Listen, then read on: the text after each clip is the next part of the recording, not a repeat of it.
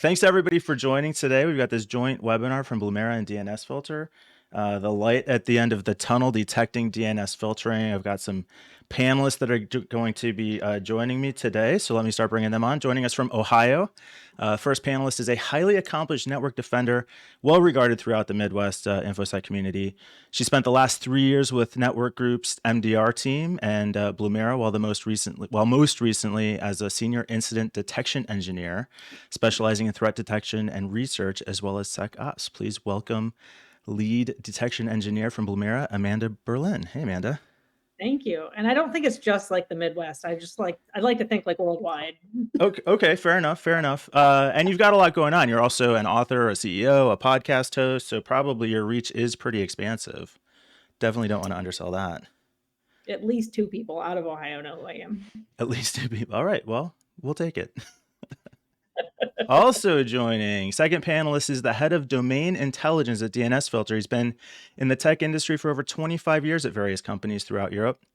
He believes that a secure online experience should be the default for everyone on the internet, and he is passionate about end user security. Please welcome Principal Security Researcher at DNS Filter, Peter Lowe. Hey, Peter. Hey, guys. I want to say personally, Peter, to you, thank you. You are the curator for Peter Lowe's ad tracking and server block list that has saved me hours of frustration. So thank you for that. You're welcome. Yeah, if you'd like to sign up as a patron on Patreon, feel free. Me? No. No. Yeah, that's just a project that I started a long time ago and has just kept going since then, really, through inertia more than anything else. Awesome. Also joining us with 5 years of experience in IT and prior work including Linux systems administration, to most recently leading the threat intelligence program at the State of Michigan Security Operations Center. Please welcome Blumira incident detection engineer Brian Leskowski.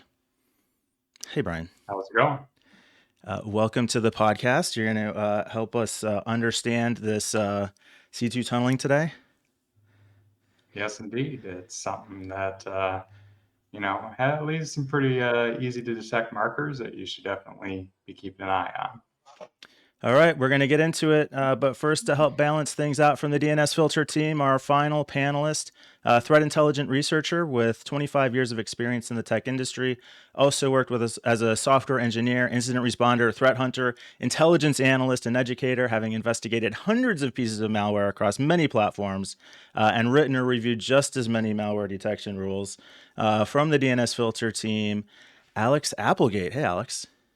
How you doing? Sounds like you got a lot going on. You have time for this? Yeah. Squeeze it all Happy in? to be here. I'm excited. This is good stuff. Yeah, it's awesome. Glad you were able to join. And I don't think I mentioned at the beginning, my name is Mike. I am the Senior Manager of Business Development at DNS Filter and apparently part-time webinar host. So let me get everybody in the shot here today. Peter, let's maybe let you kick it off and just kind of set the stage. What is C2 tunneling? What are we here talking about today?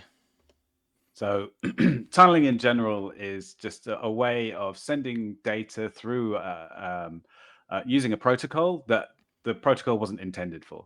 So it can be anything really. You can have tunneling over HTTP or email even, but we're going to be talking about DNS tunneling, which is using the DNS protocol to send data specifically for malware. So usually this is we're going to be talking about C2 tunneling, which is where a piece of malware will communicate with the command and control server to be able to send status updates and receive commands to command and control it. Also, it can be used for data exfiltration, downloading updates, any kind of thing, really. Anything that the malware is trying to do to do its nasty business, basically. Yeah, and ICMP tunneling is not just for malware, right? Are there legitimate uses for this? Maybe Brian can take a shot at that. That's actually a good point. Having just spent some time working on our DNS detections and working on some at the state, there's actually a fair number of products out there that use DNS tunneling the same way as malware, but for good, I guess you could say. A lot of security products, and there's also a lot of ad trackers that will use techniques similar to DNS tunneling to send data back and forth. So that is something that you do have to look out for if you are trying to detect on certain DNS tunneling techniques. You might run into some false positives for those two categories. Yeah, Okay. there was one that I mentioned a little while ago, which I thought was amazing, which is there's an app available in the Android store, which is called Slow VPN, and it enables just totally being able to use the internet for over DNS on your mobile device, which I thought was like, I mean, obviously it is going to be slow, but it was going to enable you to get around a lot of, if you're in an airport or something, getting around any kind of filters that are in place. So can be useful, but yeah. All right. I'm Well, sure the airports don't like that. we did Yeah. get a poll in the background, so let me see if I can, on the fly, bring this poll results up. So we asked, how familiar are people with C2 tunneling? Very familiar, only 4%. Somewhat familiar, slightly familiar, comes in at about 60%. But a majority of the audience, almost 40%, never heard of C2 tunneling. So I think this is going to be a good, engaging, interesting topic for our audience here today. So to the point of somewhat valid uses for C2 tunneling, anything else to add from the panel? Just a tiny correction. C2 tunneling is specifically referring to tunneling of command and control servers. So Yes. with C2, there is the implication that it's being used for malware. But DNS tunneling in general is just the general sending data or signals over the DNS protocol, which aren't really DNS packets. Excellent point. Thank you for catching that, Peter. All right. So I think we've got another poll we'll try and throw up here on work from home. That is not it. What is your organization's current work from home situation? Fully remote, hybrid, in the office, remote with plans to return, or not sure? Brian, you want to take a shot? What is the impact of remote work in terms of making it difficult or easier to prevent DNS attacks? Yeah, so when it comes to locking down your DNS, the traditional on-premise, situation has generally been, you have a enterprise DNS server that you point your endpoints and your servers to, and you put in, network restrictions at, a firewall at the edge, to block, access to other DNS servers, and you monitor that central enterprise server. Well, with the work from home situation, things are vastly, different from that traditional scenario. So, do you force, all of your employees to function only over the VPN, or are you, have to do things like split tunneling, or even allow them to work off VPN? These are all different scenarios that, different organizations will have to approach differently depending on their needs, which can then make it very hard to lock down DNS because, you're relying on those end users, with home ISPs, to try and do something that traditionally has been an enterprise-based service. All right. Anything you can add to that, Amanda? Yeah. So, yeah, like Brian said, it's kind of hard, especially now that so many people are working from home. And before that, we saw more adoption of BYOD. And even with BYOD, it becomes difficult. You can totally force people's DNS to another service, right? Like from home. But you still don't have as many controls as you do when you have everything on-prem. So it makes it a little bit more difficult if you don't have one of those solutions to help with the DNS traffic. But it's definitely not undoable or impossible. Anything to add on the work from home front, Alex? Yeah, I'd like to kind of throw in one of the things that you run into across security and IT in general is users have a very wide range of experience and capabilities. And we always talk about tuning things to the lowest common denominator. You never know what a home user is going to do in their own setup. You have a lot of custom configurations. Sometimes people want to use, a custom Linux build, or they're trying to run multiple environments, or they're trying to balance things between their home use, being able to share things with their families, and their skill levels obviously aren't typically, for the average user, going to measure up to what we have running in a security or an IT division at the corporate level. So they're going to be trying things that we probably didn't anticipate. So it introduces a bunch of new and unexpected challenges, just like anything that where you don't have absolute control of the environment is always going to bring in something like that. Excellent points. We will just kind of take a look at the poll results. Current work from home situation: 0% remote with plans to return, 0% don't know, 31% in the office, 45% hybrid, 25% just staying fully remote. I know we were had been fully remote before. I like to say I worked from home since before it was cool. I think a lot of us probably in that same situation, right? All right, let's see if I can swing this. Go ahead, Peter. I just wanted to say, I think that's really interesting that there's nobody who's currently working from home with intentions of going back to the office. I think that's kind of quite hilarious. We're good, thanks. Yeah, just stay where we are. Amanda, you want to kick us off in this one? What organizations are the biggest targets for attacks that involve this kind of DNS tunneling?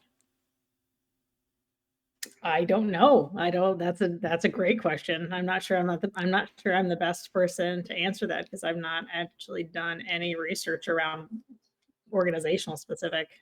Well, sorry to put you on the spot then. No, that's okay. Like I don't have a. I'll back you up, Amanda. Yeah, thanks. So obviously, our topic here is DNS, command and control tunneling. But as far as its prevalence, usually, just like we talked about, least common denominator, with end users, threat actors tend to, act similarly. They're going to go for the easier stuff first. So many times, they rely on the traditional protocols, your HTTP, HTTPS. And it's when they find that they are in a more restrictive environment that they will then tend to break out to things that get around that. So like if you have good controls around what can and can't talk over the more standard protocols, that is certainly one time that DNS tunneling becomes a more prevalent choice for them. Because just like Peter was mentioned there with the slowness of trying to use a VPN over DNS traffic, same thing for the threat actors. If they're trying to issue commands or exfiltrate data, it's going to be a lot slower than a traditional HTTP or HTTPS command and control tunnel. So generally, in a more secure environment is when that will become the favored choice. Although you will see it used on occasion outside of more secure environments too. One that I've had personal experience with has been the TrickBot Anchor DNS Trojan. So that one wasn't deployed every time TrickBot entered an environment, but it is something that they brought along as part of their toolkit every so often. And Bizarre Backdoor, which is kind of replaced TrickBot, does do some DNS comms to MRDNS and the .bizarre TLD. They still also communicate over HTTPS, so it's kind of like maintaining those multiple capabilities so that if one doesn't work, they have a fallback option. Right, we do have a... I was going to point out real quick. I wanted to highlight it's extremely obvious to all of us on the panel, but since there's so many people that don't really know anything about DNS tunneling, the reason it shows up in higher secure environments is because those are the people that are thinking about security, but it's almost impossible to block web traffic and DNS traffic. So that's something that is generally left open or is an oversight, or even if it's not an oversight, it's still very difficult to correct. So that door is typically open. So that's why that becomes the low hanging fruit in those environments. Sure. So, because like in every other environment, right, it's easier to do I mean, you could probably just spin up your own FTP server and start exfiltrating data. You don't necessarily need to go the more difficult and slower route of DNS tunneling if all of the other targets are easier. Yeah. I will say though that the Cobalt Strike has C2 tunneling built into it, so that's quite a what a lot of malware is built on. So the capability is there; it's just not used very often because it's a more advanced technique. Do you know what? Talking about the slowness of it, though, I think for some of the C2 techniques, it actually can be a lot faster because DNS requests are and responses are getting down to the sub 10 millisecond level. So you can send and receive, and it's piggybacking on this vast hierarchical, always available network that's spread across commercial companies' massive Anycast networks. So being able to piggyback on that is actually I don't want to give any hints to any malware guys out there, so don't take this as an endorsement of DNS tunneling as a technique to be using, but it's pretty fast. Yeah, not that many people log DNS traffic. Yeah, that's true. Have a good solution to do it to actually catch the stuff. It's we were talking about one of the advantages of your product, right? That you can trace DNS packets back to the process that it originated from, right?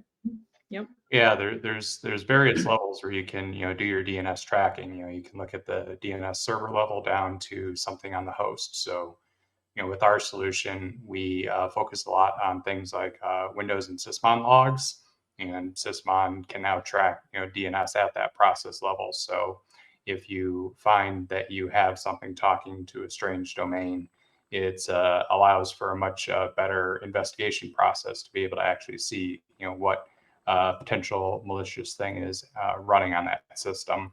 However, I will say tracking at the DNS server level in a lot of environments is rather difficult without a purpose-built solution. We tried to do it with Windows domain controllers at the state, and it was a very long process because Microsoft hasn't made it easy for you. They consider DNS logs debug information, so by default, it's turned off. It's and so bad. Crazy workaround to get it. Do you know what you need in that situation? Is a trusted DNS resolver that you can one that perhaps could classify the domains that are being seen and then show you which one and log them. Give you some great reporting. Filter them for you. Let's stop beating around the bush then. Well, okay, first let me just say, I know there's some blurriness on the broadcast. I think that's probably coming from my side. I'm not totally sure what to do about that on the fly. I apologize for that. We will have a clean recording. So I appreciate you sticking with us. But like I said, let's not beat around the bush. I think what you're hinting at is how the two tools, Blumira and DNS Filter, work together on this front. Let's just touch on that for a little bit. Who wants to start? So yeah, sure. I want to actually start off by saying that we're all tech guys, right? We're all tech people. We don't particularly enjoy the the commercial aspects of any of this, but it's true. If you combine the reporting and the logging from DNS Filter, where all your DNS traffic gets routed through, and you can highlight domains which are threat domains, and then use a tool like Blumira provides to be able to go and look at where those DNS requests are coming from. I think that combination is really a great partnership because it's going to let you see exactly what's going on in your system. You can see from the network level all the way down to the process level, which is going to give you the insight that you need to be able to find where the problems are. And I can tell you, trying to do that from like a sysadmin perspective and trying to find, all right, even if you can tell somehow in your Windows DNS logs of something that like it maybe gives you an IP address of the endpoint that looked up some kind of malicious domain. By the time you get to track that down, like DHCP has turned over, Maybe that endpoint was like just a guest passing through. Like it's just this trying to run around and find something that 90% of the time you can't find anyways, and is so many just flashbacks of trying to track down malware that you never end up finding because it never appears again. Well, to kind of tie in behind that, though, I mean, one of the biggest things that you run into in incident response is people can never keep adequate logging because logs take up space. And like Brian brought up earlier, DNS is turned off by default. You have rollover problems. And when you're trying to do any kind of an incident response, those are all the things that you want. And nobody really is able to keep that volume of logs because how many transactions are we up to with DNS filters? At 21 billion a day 21 billion a day, yeah. transactions. There's a lot of logs that are generated. That's a lot of storage space. Even not dealing with things like drop packets and rollovers. And those are huge missing components of trying to figure out what patient zero is in your incident response. So those are huge gaps in the information that you're always trying to address. So put on the marketing hat for a second. You're like, well, we can help you, right? Yeah, right. Well, so maybe on a little bit more of a technical front, one of the questions that we had in the panel was, how would one of these investigations take place? So is this something we can kind of talk through from top to bottom? Yeah, so I think, Peter kind of pointed out quite rightly that, generally the first place that you're going to pick something up is going to be some sort of thing that's monitoring your DNS logs, right? So whether that's a service like DNS Filter or something else, if you already have, something that does that, that is usually your first, indicator that something is going on. And, depending on what it is, if we're talking about DNS tunneling, it may be a hit on a threat domain, or it might be a more of an anomaly type thing. So this particular domain just reached out to 100,000 unique subdomains. That's pretty common.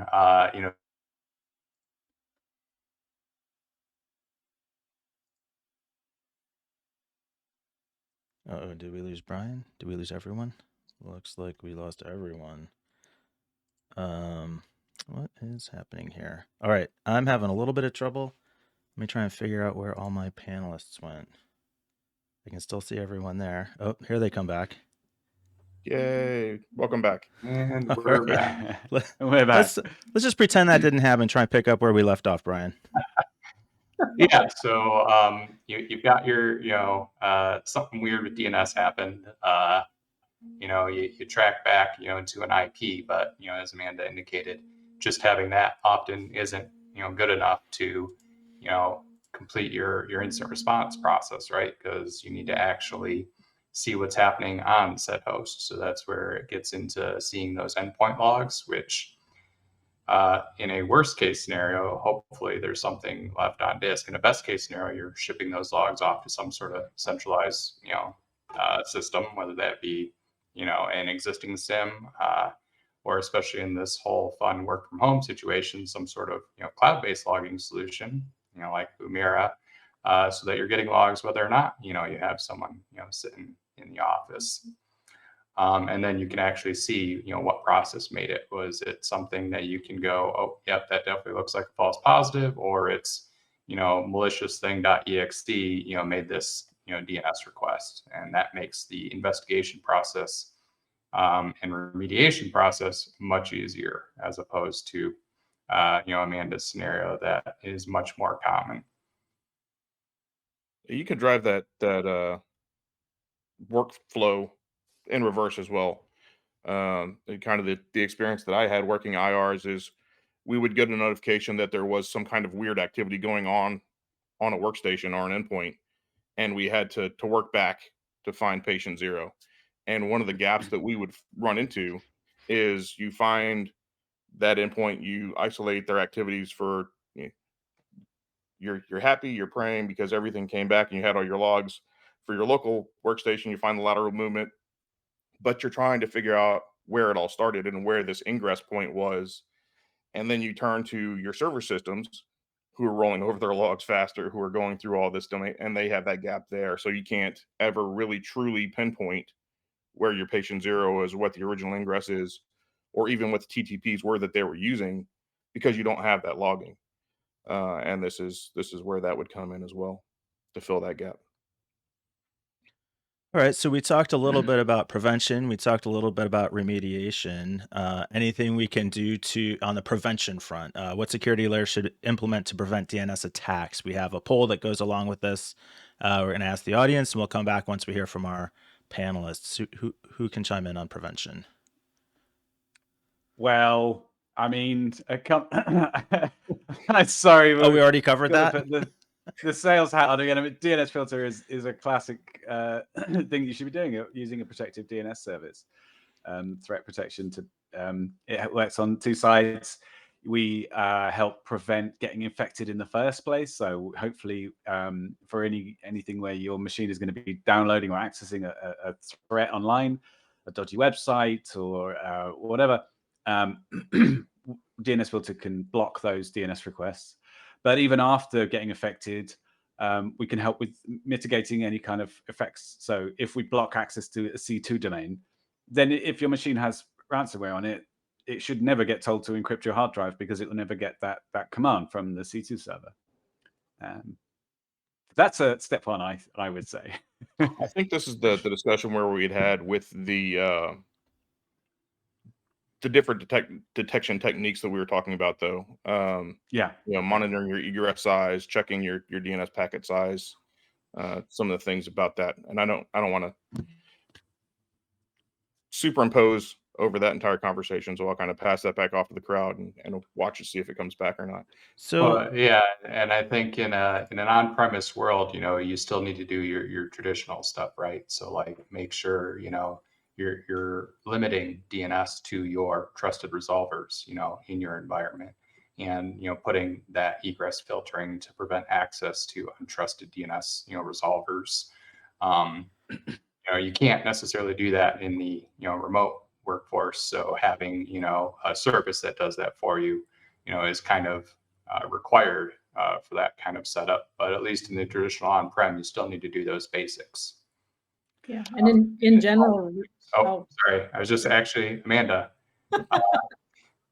Windows GPOs and enforcing certain DNS settings. You got some experience with that, right? Yeah, so you can enforce those type of settings with GPOs, and then also remember, not everything even needs access to the internet. Like going one step further, right? Like if you have all like on-prem infrastructure, I mean even cloud infrastructure, right? Not everything needs access to the internet. You can get updates via an update server or some kind of automation. You don't have to be browsing and logging into your email from a domain controller. So these were the options that we gave the audience, and then I'll come back to you, Peter. DNSSEC, limiting packet size, block outgoing ports 53 and 853, except when using trusted resolvers, configure group policies to disable DOH, block proxy, and filter avoidance domains. Did we cover those? I think the DOH thing is might be worth just touching on, because DNS over HTTPS is a kind of a complication in protective DNS services that has come along in the past few years.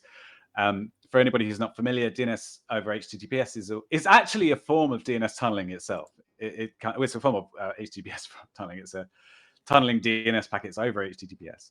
And it's an encrypted DNS standard which is intended to increase the resistance to privacy invasion. So you're sending your DNS requests over standard HTTPS port 443, and it looks like just normal web traffic. It's not quite that simple. It is a bit easier to detect without padding the packets and timings, but on the surface, it kind of just looks like a normal web request. This makes it much harder to block because it doesn't go over the standard port 53 or the DNS over TLS port 853. It's designed to be resistant to blocking. And it's a whole topic in itself. It is encrypted as well, so looking inside the packets is more difficult. So in an enterprise environment, that can be difficult. But and also there's about 50 different ways you can disable it. So you can use a canary domain in Firefox, or you can use a group policy on Chrome devices, or you can use a corporate policy on Android devices, and so on. And it's implemented on the application layer and the OS layer and the network layer and the router, and so it's a bit messy. So we could probably set Peter off for the entire rest of the webinar if we say, what's the balance between don't protection tunneling versus the need for monitoring? Oh, it's venturing into. Anyway, moving swiftly on. What was the, you don't want a quick shot at that, on the Peter? poll there? No, I don't. Not. We haven't. We've only got another half an hour left. I mean, yeah. Anything to add? Anyone on the panel? All right. I mean, I think we covered this. Maybe it was like our pre-meeting talking about DNSSEC on that list, which is interesting. So I think that was a curveball to see whether that, because DNSSEC won't help with DNS tunneling. All it will help you with is to prevent cache poisoning. It's a very good thing to have configured and to be using for your domains, and to look for resolvers that enable DNSSEC validation. But it was a bit of a what do you call it? Red herring, a gotcha. So yeah, sorry for anybody who thinks that we were trying to fool them there. I mean, we were, but apologies, I guess. DNSSEC is a different webinar. So let's talk about some of the challenges, and in particular MSPs. I know at DNS Filter we have a lot of MSP clients. I assume the same is true for Blumira. What are some specific challenges that the MSPs face in preventing or dealing with DNS attacks? Oh, we were just talking about some of this morning, Peter. You're talking about some of the needs for the sub-clients as the MSPs are setting up a certain service, but the things that the sub-clients are looking at underneath the MSPs might drive different weightings for some of the things that they're looking at. They might have different filtering needs. They might have different transparency needs, different compliance needs. So those will all affect your susceptibility, I guess, and your need to be tolerant of some of the dangers of DNS tunneling, if that's not part of your security stance, or if it is part of your security stance. So I just kind of want to throw that out there, since it was something we were talking about this morning. Yeah. different people are going to have different needs, and for example, schools are a good example. I think they have pretty restrictive environments, and they're okay with blocking almost everything, and doing a more kind of allow list approach where they just allow certain things. But there's other environments where people, like, if you have a threat research lab, then they're going to need access to everything. So you're not going to be able to lock much down there, but you're still going to want to protect yourself as much as you can. So yeah, there's definitely different industries and different areas are going to have different priorities. We have a question from the chat. Oscar Nemi asks, how do we stop malware using DOH to create a C2 tunnel? How do we stop malware using DOH to create a C2 tunnel? Catch the malware. That's yeah, turn off your computer. Make it so you don't get the malware in the beginning anyway. Yeah, well, that's actually true, right? It's to prevent getting infected in the first place. Mm-hmm. But I think there are ways to disable DOH. That's going back to my moan from a minute ago. In Firefox, for example, you can prevent it trying to use DNS over HTTPS if the DNS server that you're using responds in a particular way to a canary domain. So in Firefox, that's use-application-dns.net. And if it has to make an initial DNS query to be able to access the DOH server in the first place. So what Firefox does is it queries for this domain. If it receives a no error response, then it won't go ahead and use DOH to forward the DNS server. So that's one way. If your piece of malware is piggybacking on Firefox somehow, that's one way you can do it. With Chrome or Android, I think, sorry, if you have a corporate policy or group policy on the device enabled, then the OS will try not to use DOH. With Chrome, it's got a different mechanism, I think slightly different. I think Mac OS is going to have another way of disabling it. In the end, though, if a piece of malware is directly trying to connect on port 443 to a DOH server, it's very difficult to prevent. If it's implemented its own DNS resolution library, essentially, it's tricky. And I think some of that you can drive that even farther down into the behaviors of some of these malware, right?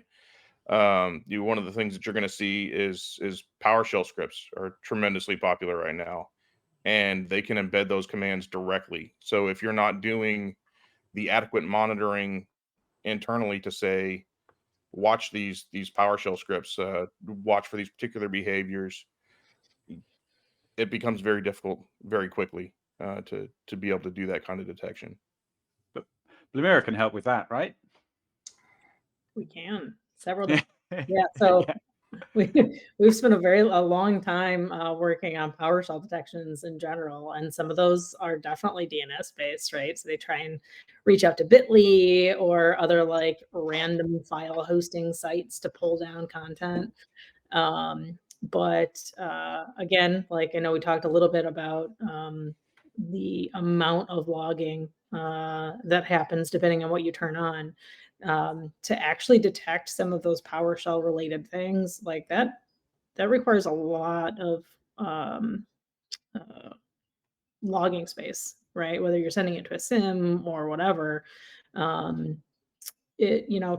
track that in like a command line, those logs are crazy loud because every time a process is created, that's logged.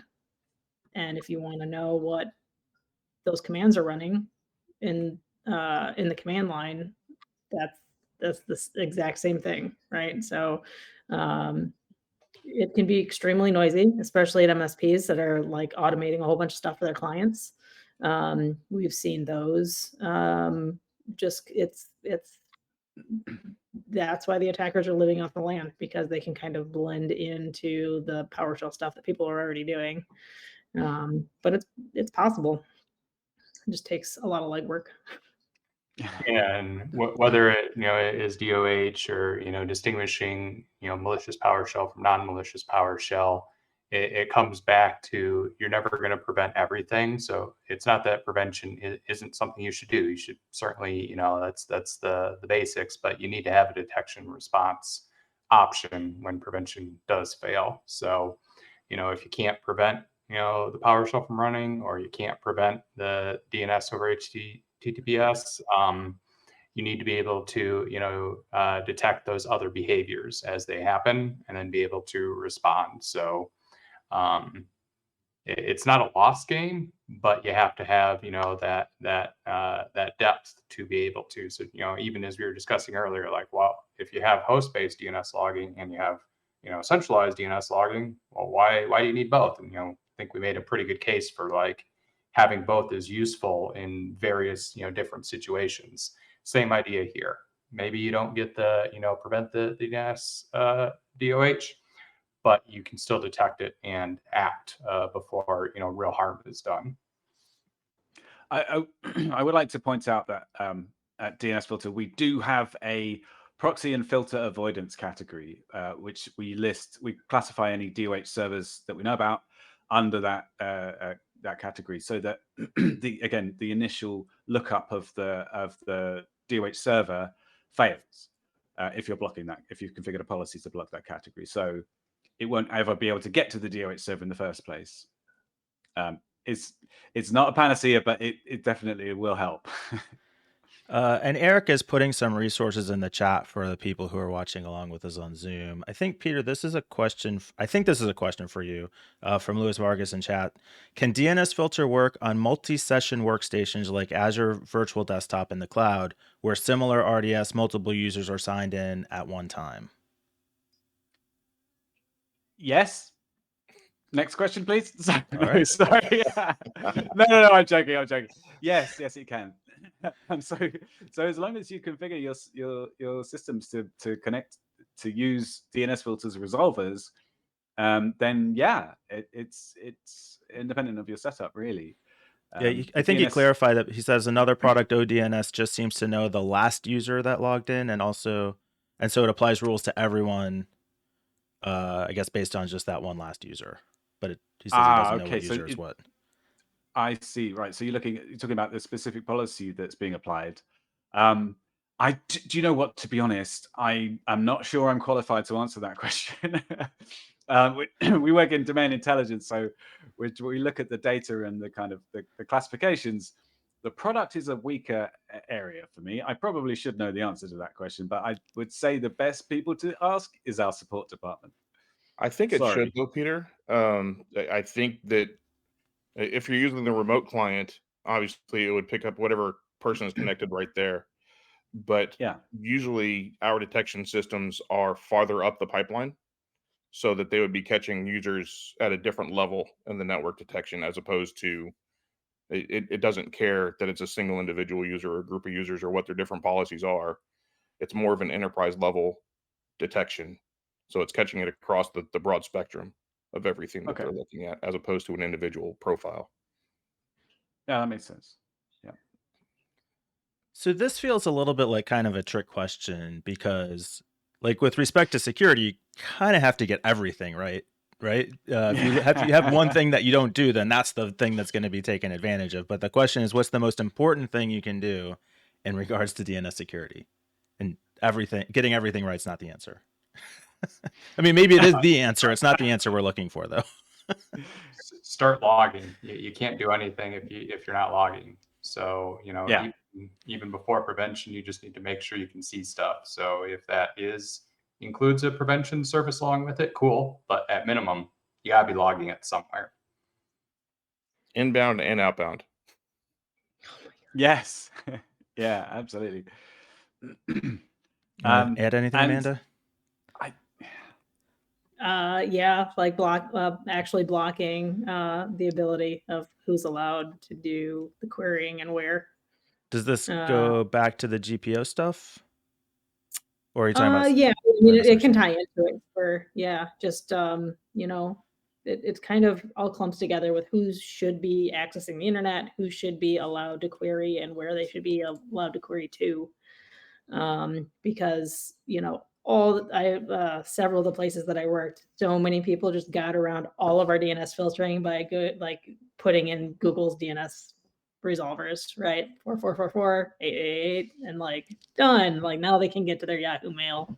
Well, sure, it's so easy and fast. So Erica had put in the chat a reference to your Blumira tool. Is that something that comes in play here? You want to talk about that a little bit? Let me think. A set of GPO security settings that can easily improve your environment, created by Amanda. So those are only logging settings, but that does not include DNS logging, because Windows DNS logging is terrible. So it has nothing to do with that. But Sysmon, if you can install Sysmon, it takes away the endpoint need to do it in Windows. So you don't even have to worry. Because I actually at one point wrote this big long thing on how to turn on DNS debug logging, and then it only worked 10% of the time. So don't do that. I'd never recommend trying to turn on DNS debug logging in Windows, because it's a nightmare. So if I've been paying attention, I guess we'll find out if I have been. C2 tunneling is not an attack in itself, but is a mechanism that malware can use to get new instructions to execute an attack. Is that a fair summary? Yeah. So if we think about what C2 tunneling is accomplishing for the malware, are there other similar threats or techniques that we need to be aware of? A lot. Yeah. You can do C2 tunneling over more than just DNS too, but I guess that's out of scope for the webinar. You could also use DNS tunneling for a number of different attack techniques. I mean, it's a lot more versatile than just Like a Venn C2 diagram. as well. Yeah, the techniques are combined. So another thing that Alex and I were talking about earlier today, in reference to a thing that we heard about very recently, a new Linux backdoor that's piggybacking on Log4Shell, called BitZor 20, I think is how you pronounce Yes. it. It's got some numbers in there. That's using a combination of DGA and DNS tunneling to communicate with the C2 server. So the DGA stands for domain generation algorithm. It's a way of generating a domain or a subdomain that changes over time depending on the what it's being used for and how it's being used. In this case, the infected machine would encode its status as a subdomain of a malicious parent domain, and then query a TXT record of that subdomain, and then receive a command back as the TXT record itself. So there's the C2 tunneling going on there as it's sending the command and control over DNS, but it's also using DGA to be able to dynamically generate or algorithmically generate the subdomain. And there's some obfuscation in there and some messy bits, but basically it's saying, hey, I'm alive, and then it will get a message back saying delete the hard drive or whatever, or sit there and do nothing for a while. So yeah, there's just two different techniques that are being used, and that's piggybacking on the whole Log4Shell thing, which it's not just one technique ever. So as we try to wind down here, I have just maybe one or two more questions. My main takeaway is turn on logging, turn on logging, turn on logging. Is that the takeaway for the webinar here? And actually look at it. And actually, Oh, come on, Yeah, Alex. just turning it on is the first step, but not the last step. Speaking of steps, next steps you can take. So besides, seeing those couple of malware families, I know Peter mentioned, Cobalt Strike, and the one other time I've had experience with command and control over DNS was actually we asked our red team during their engagement, please do some DNS tunneling because we want to see how our tools detect it, and make sure that our tools can detect it. So if we find a gap, we can go and work on that as an outcome, of our red team or our penetration test. So if you do those work with the red team, for PCI or other things, put that in as an ask. See if your tools and your logging currently can pick it up. Anyone have anything to add to that?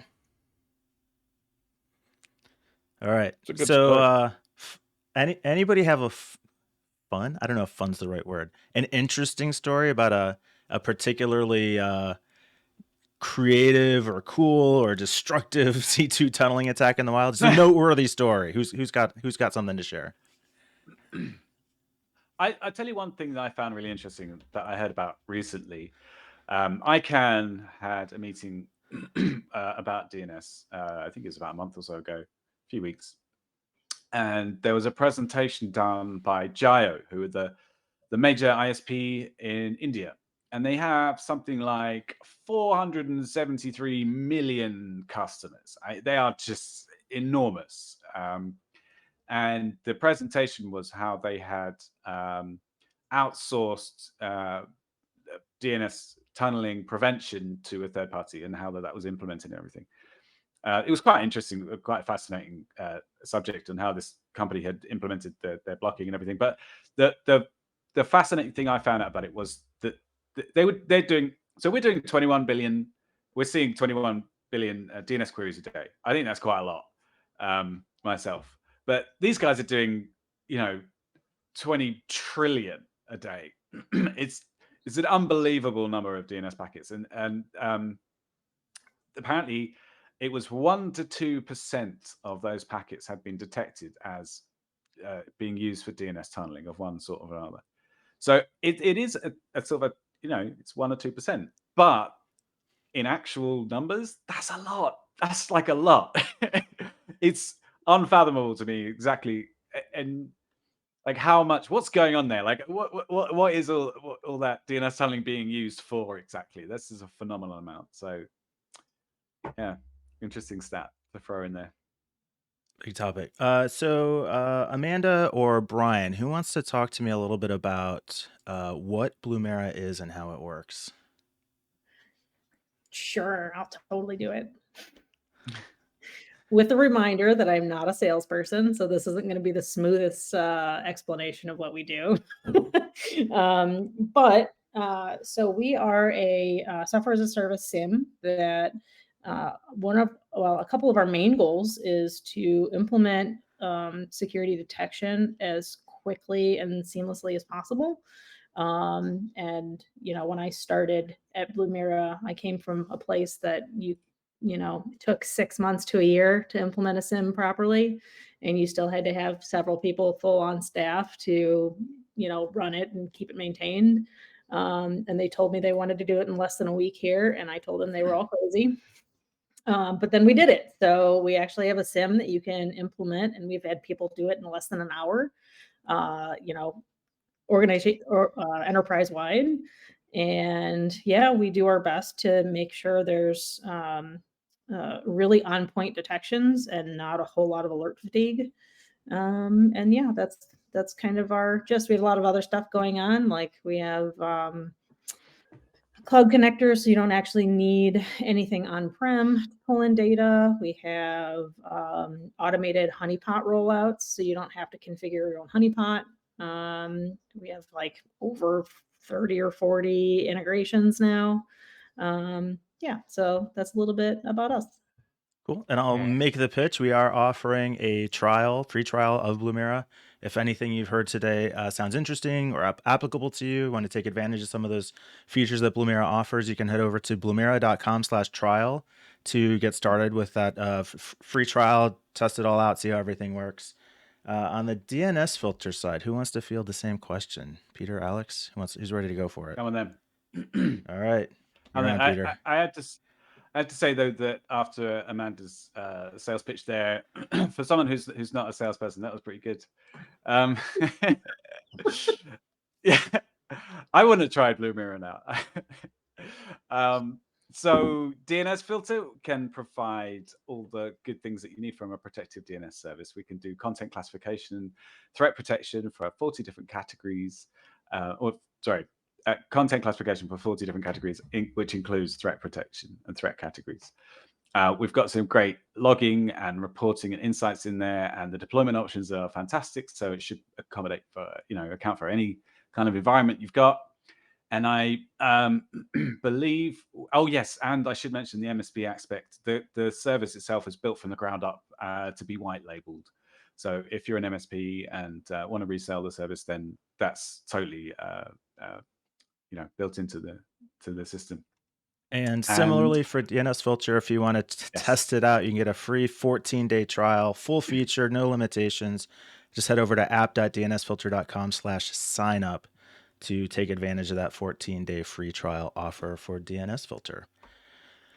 This was a really interesting, fun webinar panel. Thanks for joining today. Any final thoughts before we wrap up here? Everyone's just going to ride the silence home.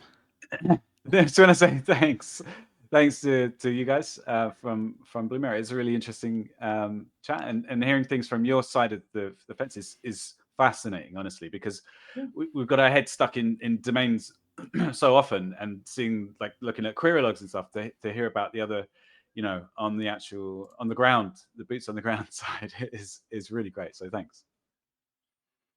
I always want to just go with please spay and neuter your pets, but all right, that's always a good message. The best sign off. Yeah. Well, Amanda, Brian, Peter, also had a really good time talking DNS. Yeah, thanks so much for everybody who joined today on Zoom. Watch the webinar. We'll get the recording up. To the panelists, thanks so much for joining. Go check out those free trials at blumira.com and dnsfilter.com, and we'll see everybody again soon. Thank you, and thank everybody. Great. Thanks, everybody.